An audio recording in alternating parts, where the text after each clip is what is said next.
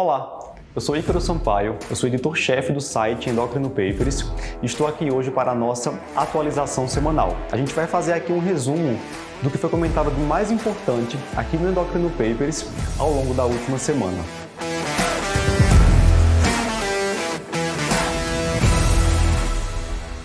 A nossa semana começou na segunda-feira, quando o Dr. Luciano Albuquerque publicou no nosso site um texto sobre terapia agnóstica no câncer de tireoide.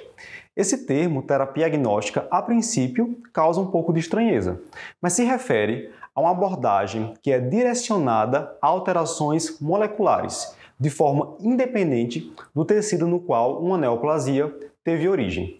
E atualmente, as diretrizes que são voltadas para o tratamento do câncer de tireoide recomendam que a gente solicite testes genéticos para aqueles pacientes que apresentam um carcinoma diferenciado de tireoide, metastático e refratário ao tratamento com radioiodo.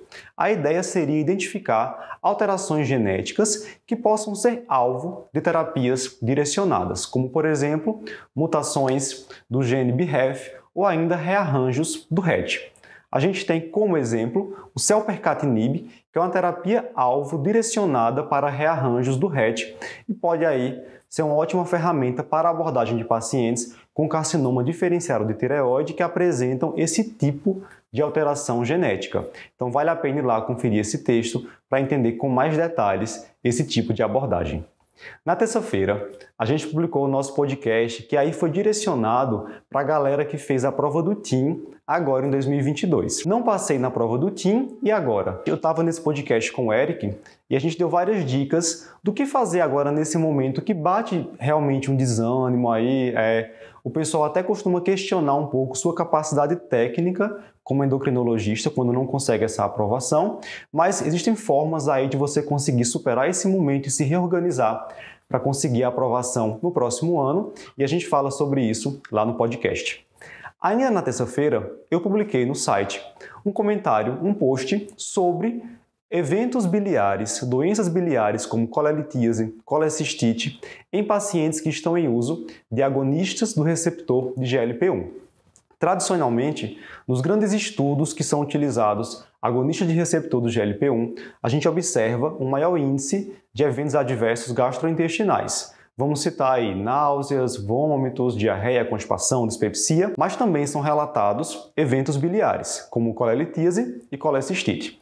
E aí a gente tem recentemente resultados de uma revisão sistemática e meta-análise com vários ensaios clínicos randomizados, na qual foi observado realmente um aumento do risco de colelitíase, colecistite e outros eventos biliares, outras doenças biliares, com exceção do câncer de vesícula biliar, em pacientes que estavam em uso de agonista de receptor do GLP-1 em comparação com pacientes que utilizaram placebo. E essa meta-análise trouxe alguns dados bem interessantes que podem nos ajudar na nossa prática. Então, por exemplo, foi observado que quanto maior a dose do agonista de receptor do GLP-1 e quanto maior a duração de uso, maior o risco de colelitíase. Observou-se também que naqueles ensaios clínicos voltados para tratamento de pacientes com obesidade, o risco dessas doenças biliares foi maior. É claro que esse estudo teve algumas limitações, então é uma revisão que incluiu aí ensaios clínicos que não foram desenhados para a avaliação desses eventos adversos biliares, mas a gente não pode ignorar esses resultados e na nossa prática vamos tentar aí ficar de olho na ocorrência de colelitíase e colecistite, principalmente nesses pacientes de obesidade que estão em uso desses agentes por um tempo mais prolongado, em doses mais altas e também que estão evoluindo com perda ponderal. Porque um dos fatores que justifica que no ensaio clínico de obesidade a gente tem esse risco maior de colelitíase e colecistite é justamente a perda ponderal mais rápida, que é um fator associado à ocorrência de cálculo biliar. Na quinta-feira, o Dr. Eric Trovão publicou um texto que vai nos ajudar aí com a dúvida que a gente tem ao atender indivíduos trans. Vamos lá. A gente sabe que esteroides sexuais como testosterona e estradiol têm um efeito positivo sobre a massa óssea. Então é natural que surja uma dúvida. Naqueles pacientes que estão em uso de terapia hormonal cruzada, há um maior risco de perda de massa óssea ou de fraturas? Eu devo solicitar densitometria óssea rotineiramente? Então, não existem muitas evidências sobre esse tema, mas o que se sabe, pelos poucos estudos que já foram publicados, é que, no caso das mulheres trans, a gente tem no basal uma massa óssea que já é mais baixa que aquela observada nos homens cisgênero. Isso acontece porque as mulheres trans geralmente têm aí uma maior prevalência de baixa massa muscular, deficiência de vitamina D e também sedentarismo. Quando essas mulheres trans, então, iniciam a terapia hormonal cruzada, o que se observa inicialmente é até mesmo um aumento discreto da massa óssea, com posterior perda, mas de forma geral, a gente não tem perda de massa óssea. A massa óssea é mantida nessas pacientes. No caso dos homens trans, acontece algo parecido, só que no basal, os homens trans têm uma massa óssea que já é idêntica ali, semelhante àquelas apresentadas pelas mulheres cisgênero. E nos homens trans que iniciam a reposição hormonal cruzada, a gente também não vai ter perda de massa óssea. Inclusive, nos homens trans com mais de 40 anos, houve um aumento significativo de massa óssea em relação às mulheres cisgênero. Ou seja, tanto nas mulheres trans como nos homens trans, a gente não tem prejuízo da massa óssea com a reposição hormonal cruzada.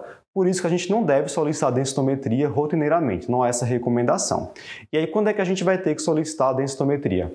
A gente vai pedir para aqueles pacientes que realizaram gonadectomia e que interromperam a reposição hormonal cruzada ou ainda fazem de forma irregular. Devemos solicitar também para aqueles pacientes que têm fatores de risco para prejuízo da massa óssea, principalmente pacientes com mais de 40 anos, e também solicitar para aqueles indivíduos que já tiveram uma fratura de fragilidade, além dos adolescentes que estão sendo submetidos a uma terapia de bloqueio puberal.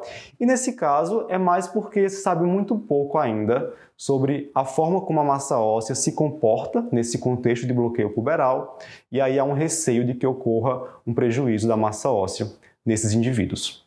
Então, se você gostou aí desse conteúdo, quer saber um pouco mais sobre a massa óssea, sobre saúde óssea de indivíduos transgêneros, vale a pena ir lá conferir esse texto. É isso, essa foi a nossa atualização semanal. Se gostou de algum tema em específico, vai lá conferir. A gente tem aí o podcast no YouTube, Spotify. Temos também todos esses textos que eu citei no nosso site. E nós nos vemos na próxima semana. Até mais!